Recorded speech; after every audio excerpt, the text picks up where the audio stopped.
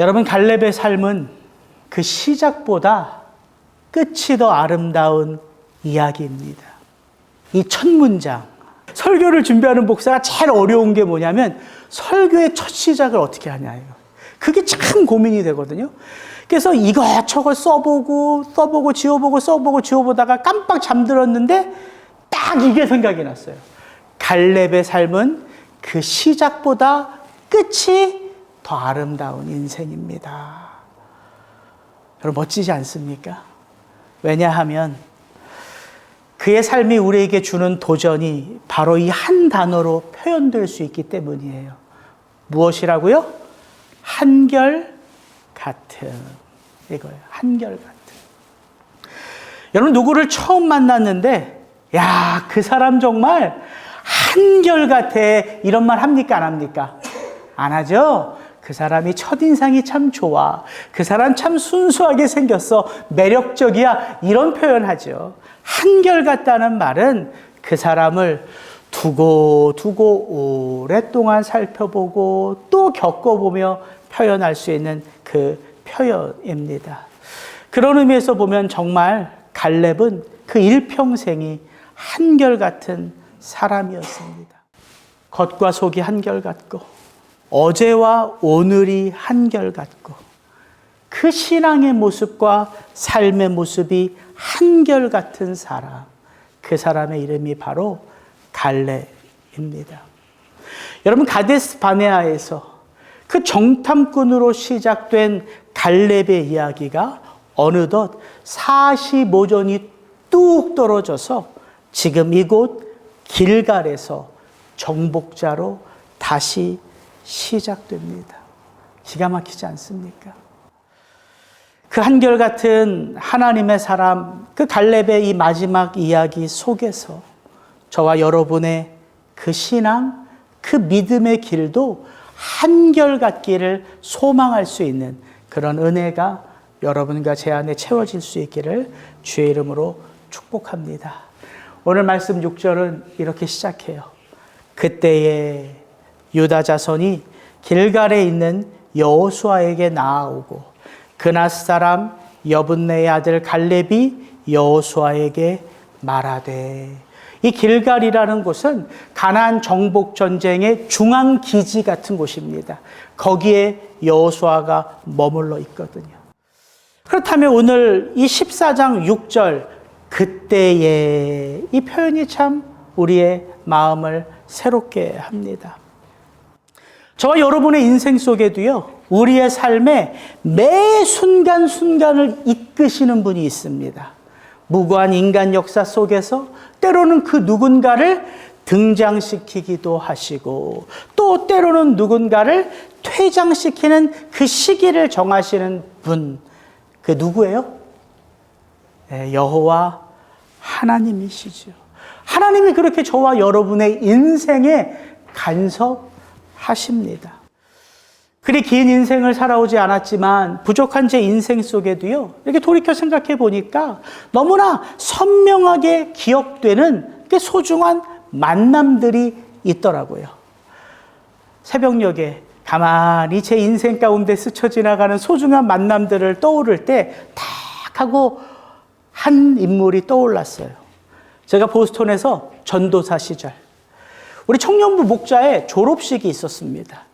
근데 그때는 저도 공부하는 학생인지라 차마 졸업식에 참석은 못했어요. 근데 이 목자가 온 가족들이, 특별히 이제 부모님이 자기 졸업식 참석하느라 보스턴에 오셨다고 전도사와 친구 몇 명들을 그 집으로 초대를 한 거예요. 얼씨구나, 맛있는 거 먹겠구나. 그 목자의 집에 갔습니다. 그리고 그 식사 자리에서 그 청년 목자의 아버님이 기도를 하셨어요. 기도를. 그때 그분의 기도 목소리가 얼마나 좋았던지, 20년이 훌쩍 지났는데도 제 안에 선명하게 그 모습이 기억이 나더라고요. 그때 그 자리에 어떤 청년들이 참석했는지는 기억이 안 나요. 그때 그 목자의 어머님이 어떤 음식으로 제 배를 채우셨는지는 기억이 안 나요. 근데 그 장로님의 그 기도는 기억이 나요. 여러분 그 장로님이 누구신지 짐작하시겠어요? 네. 참 그때는 몰랐습니다. 그 장로님과의 만남이 이렇게도 길게 제 인생 가운데 큰 영향을 미쳤는지. 여러분 그런 거예요. 그때는 몰랐던 그 만남을 하나님은 그렇게 아름답게 저와 여러분의 인생 속에 빚어내신다는 사실입니다. 그런 의미에서 여러분 한번 옆을 한번 둘러보십시오. 여러분 옆에 누가 앉아 있는지 한번 보세요. 여러분 옆에 계신 그분, 바로 이 긴 광야 여정을 여러분과 함께 동행하도록 하나님이 붙여주신 하나님의 사람입니다. 예, 때로는 부닥치기도 하셨겠죠. 또 때로는 속도 많이 썩으셨겠지요. 그러나 옆에 계신 그분이 바로 여러분의 허물을 짊어지고 여러분의 연약함을 감당하며 지금도 여러분의 버팀목이 되고자 여러분 옆을 꼭 지켜주시는 하나님의 사람이란 사실입니다. 어째 감사가 되십니까? 그러면 한번 옆에 있는 분들에게 고백하십시오. 고마워요. 감사합니다. 당신 때문에 살 맛이 나요. 너무 어색한가 봐요. 부부로 계신 분들은 전혀 고백을 안 하시려고 하는데, 여러분 지금 이스라엘 백성들에게 그때는 어느 때일까요?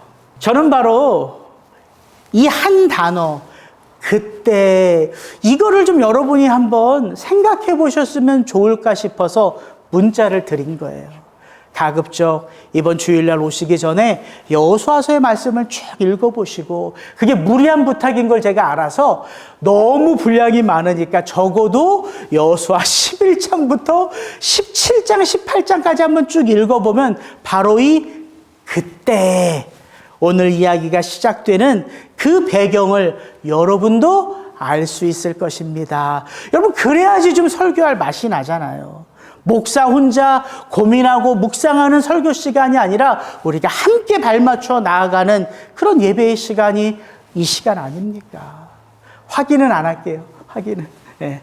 그때는 어느 때냐면요, 광야 1세대 백성들이 어느덧 이 광야 여정을 지나가며 다 사라졌습니다. 요단 동편을 정복하고 요단강을 건너 그 약속의 땅에 들어간 이스라엘 백성들이 본격적인 이 가나안 정복 전쟁도 어느덧 한참이 지난 뒤에예요. 가나안의 남쪽 연합군들을 물리쳤고요, 가나안의 북쪽 연합군들을 차례로 물리쳐서 큰 승리를 거두었습니다.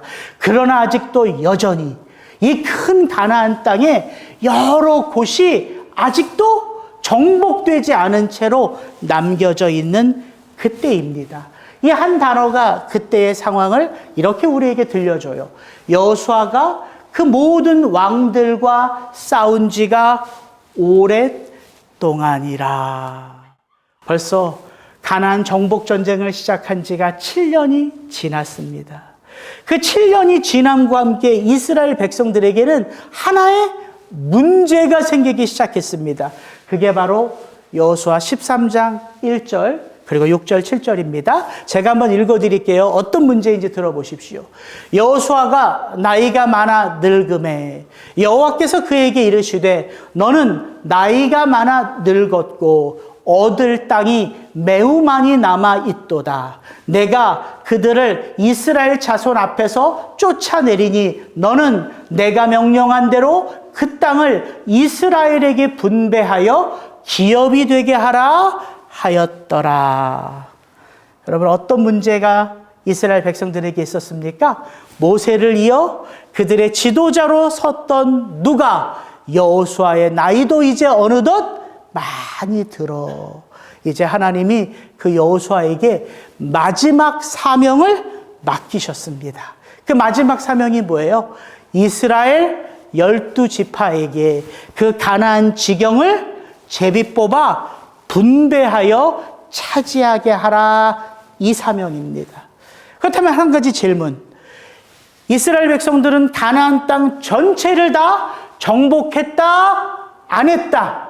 아직 남겨져 있는 땅이 많았다. 그럼 그들이 제비 뽑아서 땅을 분배받으면 그 땅이 저절로 내 땅 되는 거예요? 아니죠. 그 땅을 또다시 정복해야 되는 거예요.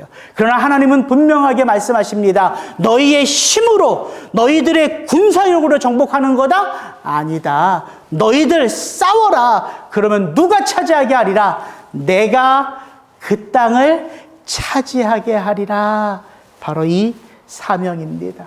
그리고 바로 그때 갈렙의 이름은 또다시 성경에 등장합니다. 그리고서 여호수아 12장을 보니까 여호수아는요, 요단강의 동편 서편 가나안 지경의 왕들 33명을 정복한 리스트를 이렇게 자세하게 언급해 줘요. 혹시 읽어보신 분들이라면 이 33명의 왕들의 이름을 읽으면서 여러분은 도대체 어떤 생각이 들으셨어요? 아모리 족속의 왕이라, 옥은 바산의 왕이라, 여리고 왕이요, 아이 왕이요, 예루살렘 왕이요, 헤브론 왕이요, 쭉 33명의 왕들의 리스트를 제가 쭉 읽어가는데, 야, 우리가 걸어가는 이 광야 여정은 정말 호락호락한 여정이 아니구나. 여러분, 세상에는 이렇게 내가 왕이로소이다, 무소불력의 그 권세를 자랑하는 왕처럼 살아가는 자들이 이렇게나 많다는 거예요. 33명만 있는 게 아니라 아직도 수많은 왕들이 남겨져 있어요. 여러분, 광야 같은 이 세상을 지나가는 삶은 그냥 이리저리 그냥 쉽게 걸어가는 여행길이 아닙니다. 치열한 영적 전투예요. 그런데 제가 가만히 33명의 왕들을 차근차근 읽어가다가 또 하나의 깨달음이 들었어요. 세상의 왕들이 아무리 많을지라도 누구 하나 이길 수 없어요? 예, 만군의 주 여호와. 그 왕 한 분 앞에 세상의 수많은 왕들은 추풍 낙엽처럼 떨어져 버려요. 우리가 걸어가는 이 광야 여정은 치열한 영적 전쟁터인 것은 분명하지만 그 싸움은 우리가 누구 안에 거한다면, 여호와 하나님, 그 왕이신 하나님 안에 거한다면 승리하는 싸움인 것을 성경은 우리에게 명확하게 밝혀주고 있다는 사실이에요. 여러분을 축복합니다. 두려워하지 마십시오.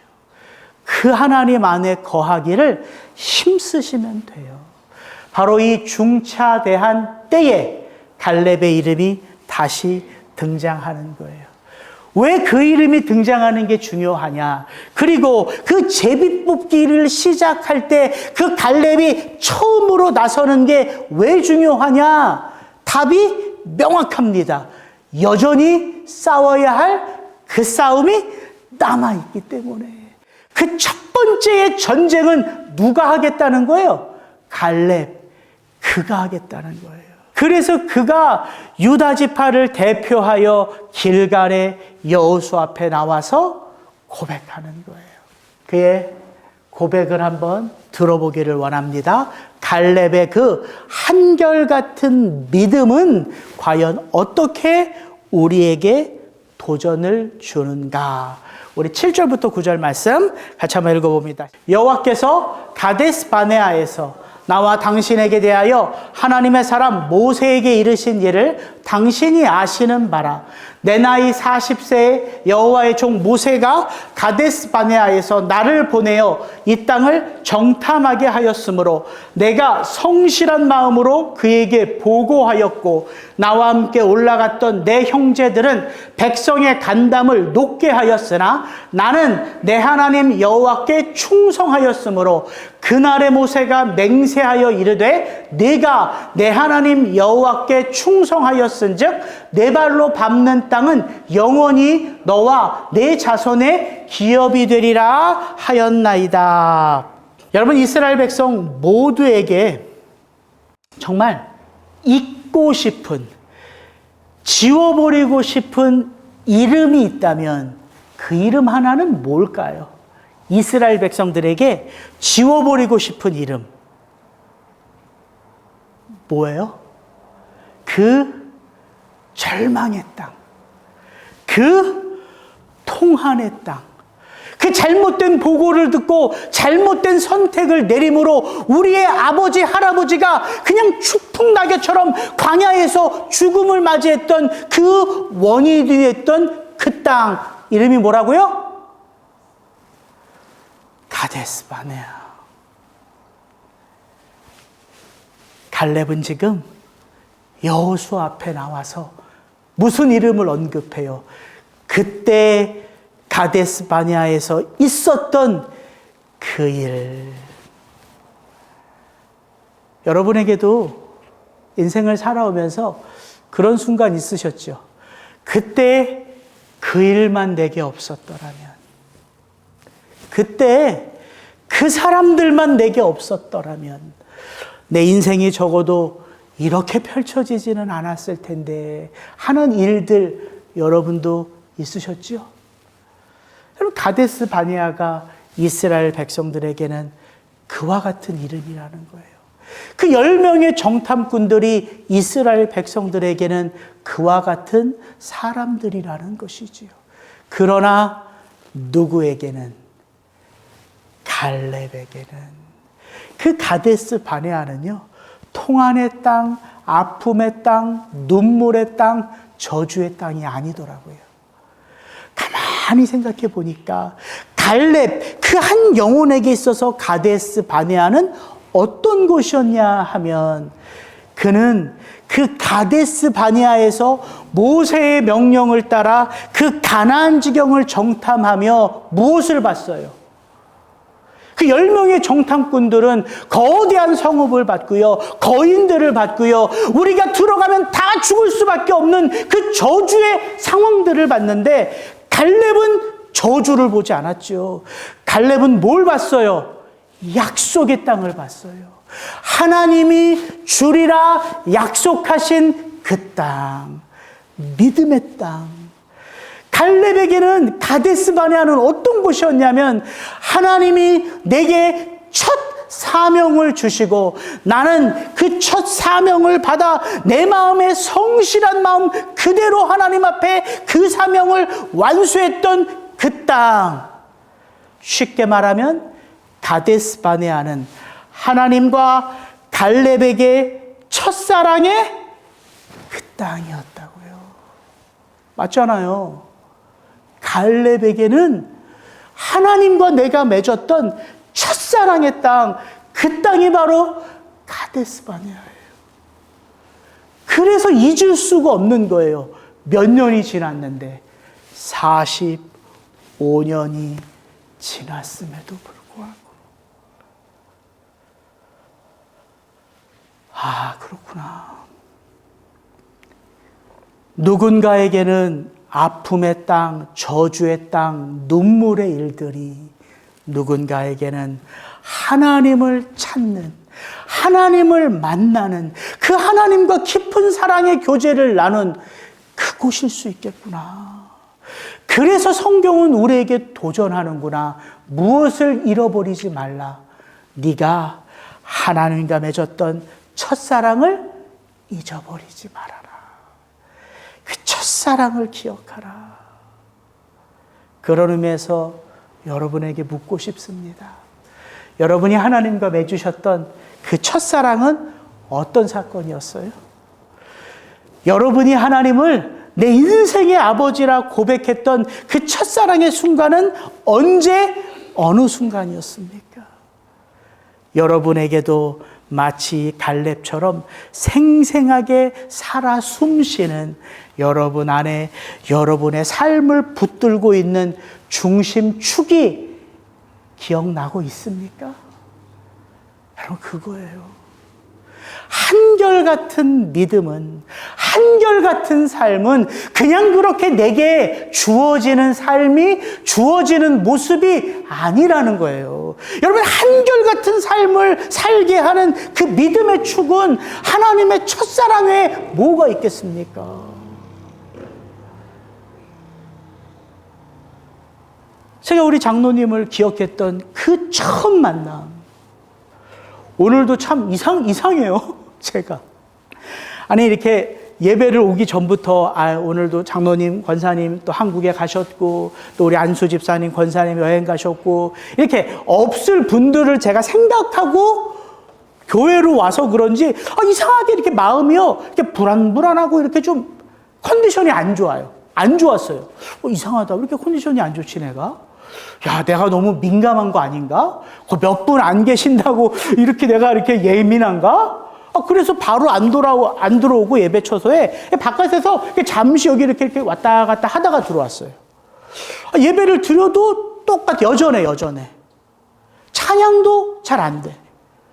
근데 어느 순간부터 이렇게 마음이 조금 이렇게 쫙 이렇게 풀리면서 이렇게 마음이 좀 열리는 것 같은지 여러분 짐작하셨어요? 우리 장로님이 대표기도 하실 때. 그럼 목사도 연약해요. 여러분의 대표기도를 옆에서 들으면서도 이런 위로를 받고요, 이런 용기를 얻고요, 설교할 힘을 얻는 게 목사입니다. 목사도 사람이잖아요. 하나님이 쓰시는 사람일 뿐이잖아요. 여러분, 한결같은 믿음은 나 혼자 버팅긴다고 주어지는 게 아니라 누군가 우리 속에서 우리의 인생을 걸어가는 그 위험천만한 상황 속에서 그 연약한 듯 보이는 우리를 누군가 붙들고 계시기 때문이에요. 갈렙에게는 그가 처음 하나님의 사명을 받고 그의 마음 그대로 내가 성실한 마음으로 그에게 보고하였고, 갈렙은 잊을 수가 없는 거예요. 그가 본 것, 그가 보고한 것. 여기서 이 성실한 마음은요, 이런 의미예요. 나는 무엇인가를 덧붙이지 않고 내 마음속에 있는 그대로를 보고했다, 이 말이에요. 갈렙 안에 무엇이 있었어요? 그 가나안을 정탐할 때 갈렙 안에 있었던 마음이 뭐예요? 10명의 정탐꾼들은 큰 성읍을 보았고 거대한 아낙 자손들을 보았잖아요. 갈렙도 봤잖아요, 그거를. 근데 갈렙은 그것에 대해 단 한마디도 안 합니다. 갈렙 안에 뭐가 있기 때문에? 더 크신 하나님. 그래서 그는 이렇게 고백하잖아요. 그들은 우리의 밥이라. 여호와께서 우리를 기뻐하시면, 여호와께서 우리를 그 땅으로 인도하시고 그 땅을 우리에게 주시리라. 갈렙 안에는 살아있는 믿음이 있었어요. 그 믿음 그대로를 보고한 거예요, 이스라엘 백성들에게.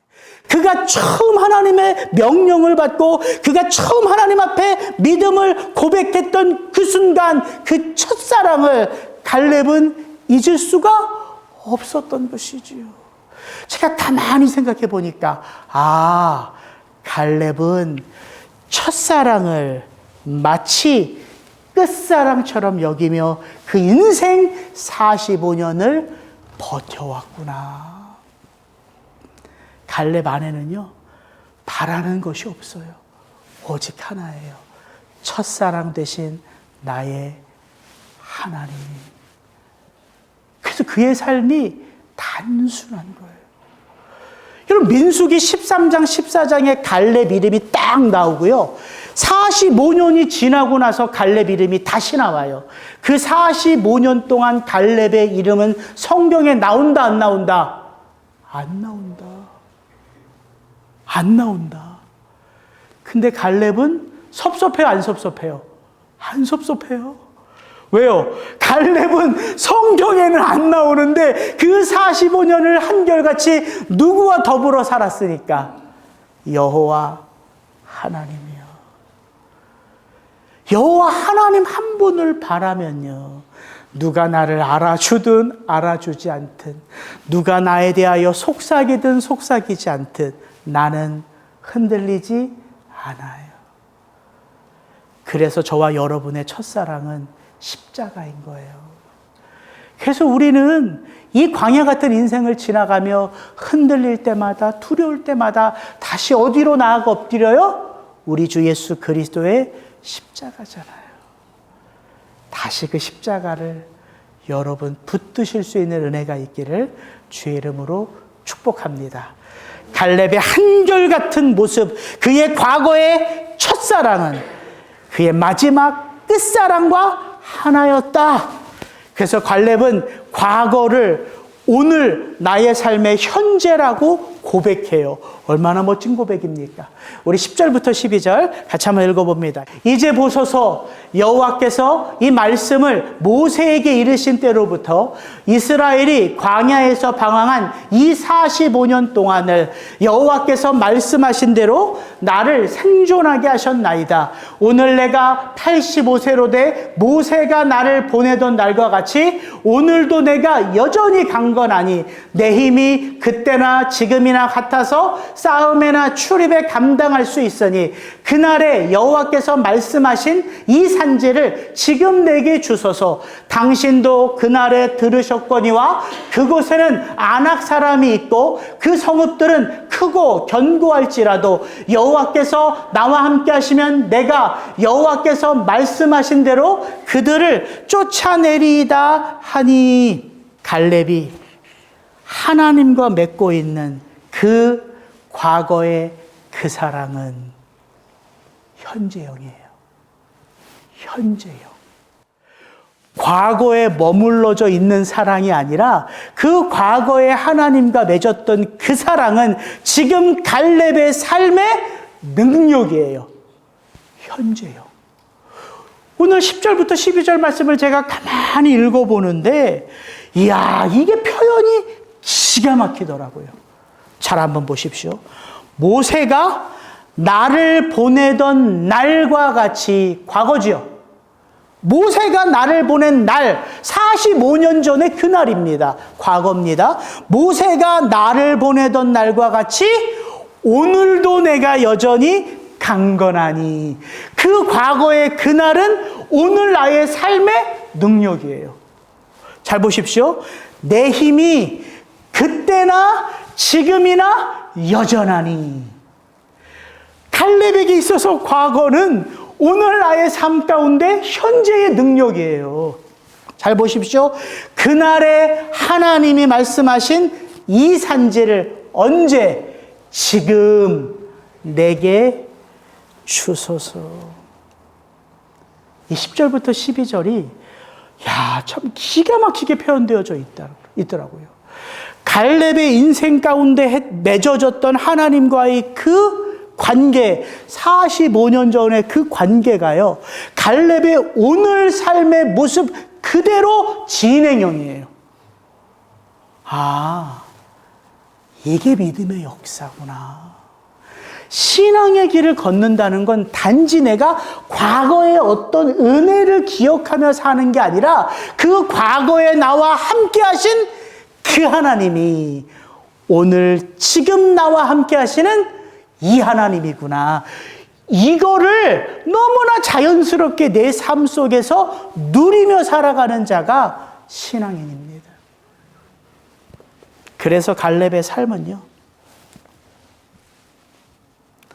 한계, 제약된 삶 속에서도요, 그는 그 한계를 초월하는 삶을 살아가요. 그게 믿음입니다. 저와 여러분은요, 이 광야 같은 인생을 살아가며 자연스럽게 내가 인간이라는 말은, 제가 설교했잖아요. 한계를 안고 살아가는 삶이다. 그게 우리요, 인간, 육체를 가지고 살아가는 인간, 한계를 안고 살아가요. 그러나 제가 설교 때 분명히 말씀드렸죠. 우리는 한계를 안고 살아가지만 우리는 결코 상황, 그 한계의 메인자들이 아니라 하나님이 붙드시는 자들이다. 여러분, 그게 설교자가 말하기 좋은 표현을 하는 게 아니라 그걸 여러분의 삶의 자리에 능력으로 삶고 살아가는 그분이 신앙인이란 말입니다. 갈렙에게 보이는 모습이 그 모습이잖아요. 45년 전에 있었던 그 일이 오늘 내게는 현실이에요. 갈렙이 시간도 초월하고 상황도 초월하고 환경도 초월하고 모든 걸 초월하는 사람입니까? 아니요. 초월하신 하나님 안에서 살아가는 거죠. 그래서 오늘 우리가 교동문도 그거잖아요. 예수 그리스도 안에 거하면 열매를 맺는 거예요. 예수 그리스도 안에 거하면. 그럼 이렇게 묻죠. 목사님, 그러면 예수 그리스도 안에 어떻게 하면 거해요? 이게 자꾸 어떻게 하면 거해요를 생각하면 자꾸 신앙이 행위 위주로 가요. 행위 위주로. 중요해요. 근데 여러분, 내가 예수 그리스도 안에 어떻게 거하려고 자꾸 애쓰지 말고요. 누가 우리 안에 거하세요? 예수 그리스도가 우리 안에 거하세요. 이걸 기억하셔야 돼요. 예수 그리스도의 성령님이 함께 하세요. 여러분, 거기서부터 위로를 찾는 거예요. 그 위로가 오늘 나의 삶을 이끄는 거예요. 그건 행위주의가 아닙니다. 그건 율법주의가 아니에요. 오직 성령에 붙들린 성령의 사람인 것이죠. 갈렙이 그렇게 45년을 살아왔다는 거예요. 그래서 갈렙은요, 하나님을 대하는 마음과 이스라엘 백성들을 대하는 마음이 한결같아요. 여러분, 이거 이렇게 생각하면 안 돼요. 이제 하나님이 여호수아에게 너도 이제 나이가 많이 되었으니까 이제 제비 뽑아서 땅을 분배해라. 그때 갈렙이 척하면 척, 바로 잽싸게 인터셉트. 여호수아 리더요, 당신이 알다시피 광야 1세대 가운데 살아있는 자는 누구다? 당신과 나뿐 아닙니까? 그러면 나에게 가장 좋은 땅, 그 땅 주셔야죠. 이렇게 고백한 것 같으세요? 아닙니다. 갈렙이 주장한 그 헤브론 땅은 어떤 땅이에요? 갈렙이 주장한 그 헤브론 땅은 어떤 땅이냐면요, 10명의 정탐꾼들이 보고했던 그 땅입니다. 성읍은 하늘에까지 다 있고 그 성읍에는 거대한 아낙 자손이 있는 그 땅이에요. 갈렙이 달랜 게 뭡니까? 정복하기 쉬운 땅이 아닙니다. 노른자리 땅을 내게 주십시오가 아닙니다. 이스라엘 백성들을 실패하게 했던 그 땅, 그 10명의 정탐꾼들의 눈을 미혹하게 했던 그 땅, 그 땅을 달라는 거예요. 10명의 정탐꾼들이 엉뚱한 보고를 했죠. 결국은 그 땅을 누가 정복합니까? 성실한 마음으로 그 안에 있는 하나님을 그대로 고백했던 갈렙이 그 땅을 정복합니다. 신앙의 길을 걷는다는 게 뭔가, 한결같은 삶의 모습으로 살아간다는 게 뭔가, 갈렙은 저와 여러분에게 도전하더라고요. 그럼 신앙의 길을 걷는다는 게 뭡니까? 때가 되면 대우를 받는 거예요. 목사 대우를 받고, 원로 대우를 받고, 이 교회의 개척자의 대우를 받고, 설립자의 대우를 받고, 헌금을 많이 한 자들의 대우를 받는 거예요? 아닙니다. 갈렙이 우리에게 보여주는 도전은 가장 힘든 자리로 나아가는 거예요. 가장 낮은 자리로 나아가는 거예요. 여러분, 누가 가장 힘든 자리로 나아갈까요? 누가 가장 낮은 자리로 나아갈까요? 누가? 그 마음이 하나님으로 충만한 자예요. 그래서 갈렙이 도전하는 삶의 모습은 예수 그리스도의 모습입니다. 죄악이 만연한 이 땅 가운데에 하늘 영광의 보좌를 뒤로 하고 서슴없이 사명을 가지고 예수님이 오시잖아요. 가장 낮은 그 자리, 가장 수치스러운 그 자리, 아무도 알아주지 않는 그 자리에 예수님이 오심과 같이 저와 여러분이 신앙의 길을 걷는다는 것, 결국 우리는요, 예수 그리스도의 형상으로 빚어져 결국은 예수 그리스도의 삶을 살아가는 거예요. 그래서 가장 낮은 자리로 갈 수 있는 것이지요. 말씀을, 이 단어 하나를 여러분에게 소개하며 마치고자 합니다. 몇 주 제가, 여러분은 그러시는지 모르겠지만 저는 설교자로서 누구에게 푹 빠져 있어요? 요 몇 주는 저는 갈렙에게 빠져 있잖아요. 갈렙에게 푹 빠져서 몇 주를 보내니까 평소에는 잘 들여다보지도 않던 갈렙 이야기가 너무 저를 기쁘게 하는데, 이건 읽기만 해도 너무 좋은 거예요. 이 두 구절은요, 읽기만 해도 너무 신나는 거예요. 제가 여러분도 신나는지 한번 읽어보시고, 여러분이 기쁘고 신나면 여러분도 몇 주 갈렙에게 빠져 있는 거라 느끼시면 돼요. 우리 같이 한번 읽어봅시다. 시작. 그 땅을 정탐한 자 중 눈의 아들 여호수아와 여분네의 아들 갈렙이 자기들의 옷을 찢고 이스라엘 자손의 온 회중에게 말하여 이르되, 우리가 두루다니며 정탐한 땅은 심히 아름다운 땅이라. 여호와께서 우리를 기뻐하시면 그가 우리를 그 땅으로 인도하여 들이시고 그 땅을 우리에게 주시리라. 이는 과연 젖과 꿀이 흐르는 땅이니라. 다만 여호와를 거역하지는 말라. 또 그 땅 백성을 두려워하지 말라. 그들은 우리의 먹이라. 그들의 보호자는 그들에게서 떠났고 여호와는 우리와 함께 하시느니라. 그들을 두려워하지 말라 하나. 그 밑에 같이 한번 읽습니다. 시작. 내가 그들의 조상들에게 맹세한 땅을 패역한 그들은 결단코 보지 못할 것이요, 또 나를 멸시하는 사람은 한 사람도 그것을 보지 못하리라. 그러나 내 종 갈렙은 그 마음이 그들과 달라서 나를 온전히 따랐은즉 그가 갔던 땅으로 내가 그를 인도하여 드리리니 그의 자손이 그 땅을 차지하리라. 위에는요 갈렙의 고백이고요, 밑에는요 하나님의 고백이에요. 이 두 개를요 같이 읽으면요 묘한 감동이 와요. 아, 신앙이란 이런 거구나. 갈렙의 마음과 하나님의 마음이 소통하고 있어요. 신앙은 소통이에요. 짝사랑이 아니라 깊은 전심의 사랑이라고요. 첫사랑이 그래서 마지막 끝사랑이 되는 사랑이에요. 지금 갈렙의 마음이 하나님의 마음과 소통하니까 갈렙의 삶이 누구의 뜻을 이루어드려요? 하나님의 그 뜻. 그러니까 하나님이 너무 신나셨어요. 갈렙을 통하여 하나님의 뜻이 성취되니까 하나님이 결단하고 다짐하세요. 그들은 결단코 보지 못하리라. 그들은 결단코 들어가지 못하리라.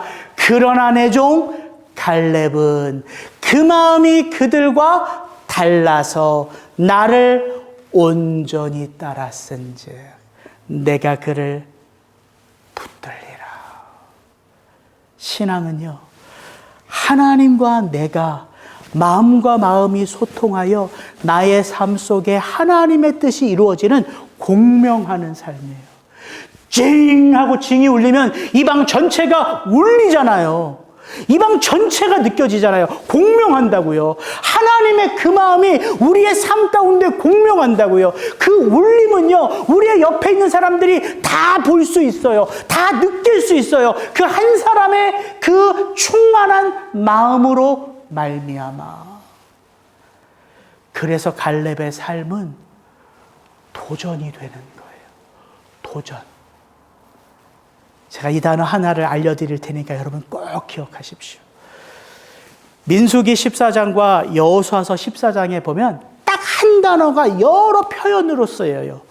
갈렙은 그 마음이 그들과 달라서 나를 온전히 따랐은즉, 온전히 따르다, 이게 히브리어로 마레입니다. 마레. fulfill이에요. fulfill. 가득 채워지다. 충만하게 채워지다. 차고 넘치다. 이게 마레예요. fulfill. 근데 이 말에 온전히 따라 쓴 적이 여호수아서에 보면 이렇게 나와요. 나는 여호와께 충성하였으므로. 여기서 충성하다가 말해요. 갈렙이 그렇게 고백해요. 나는 여호와께 충성하였고.